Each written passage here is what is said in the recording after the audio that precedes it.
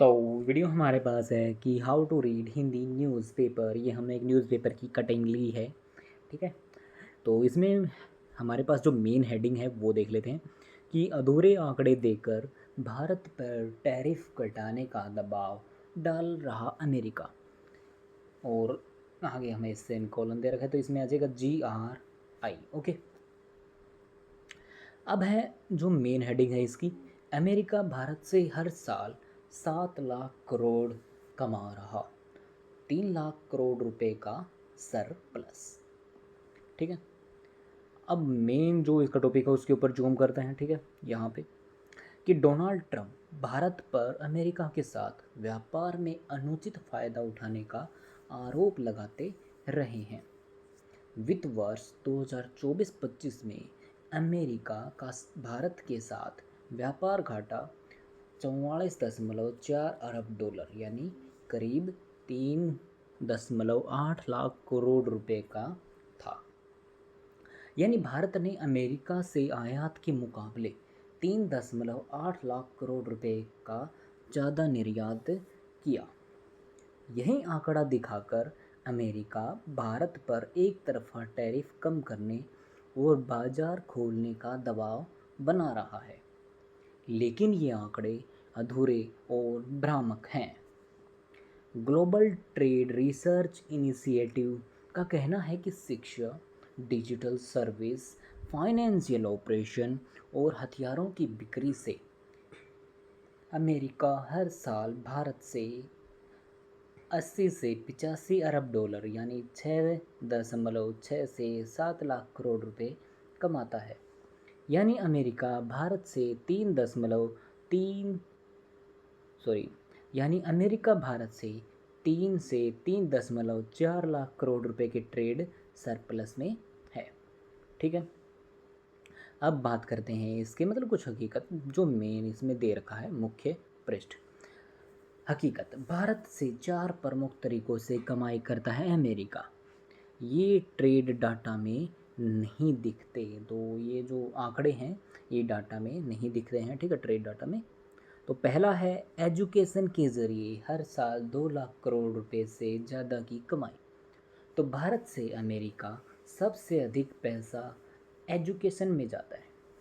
3 लाख से ज़्यादा भारतीय छात्र हर साल अमेरिका पढ़ने जाते हैं। वहाँ पढ़ने वाले भारतीय हर साल 2 लाख करोड़ रुपए से अधिक खर्च करते हैं। इसमें करीब 1.3 लाख करोड़ रुपए ट्यूशन और करीब 85,000 करोड़ रुपए रहने खाने पर खर्च होते हैं। USC, NYU और नॉर्थ ईस्टर्न जैसी यूनिवर्सिटी में सबसे ज़्यादा पैसा आता है। दूसरा इसका जो मुद्दा है मेन कि अमेरिकी टेक कंपनियों को भारत से सालाना 1.7 लाख करोड़ तक आए। तो भाई गूगल, मेटा, अमेजन, एप्पल और माइक्रोसॉफ्ट जैसी अमेरिका की दिग्गज टेक कंपनियां भारत के तेज़ी से बढ़ते डिजिटल मार्केट से हर साल 15 से 20 अरब डॉलर की कमाई करती हैं।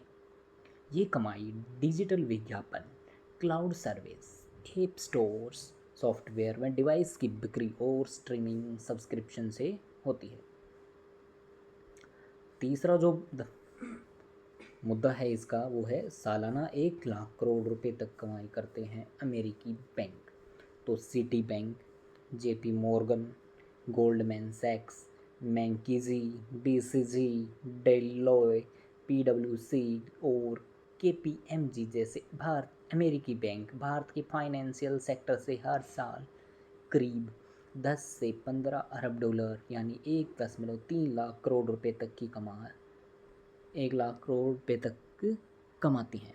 ये आय भारतीय कंपनियों को सलाह कॉरपोरेट डील के जरिए होती है। चौथा जो मुद्दा है वो है ग्लोबल कैपेबिलिटी सेंटर्स कमाते हैं 1 से 1.7 लाख करोड़ रुपए। तो जो ग्लोबल कैपेबिलिटी सेंटर भारत में अमेरिका की आय के बड़े स्रोत हैं।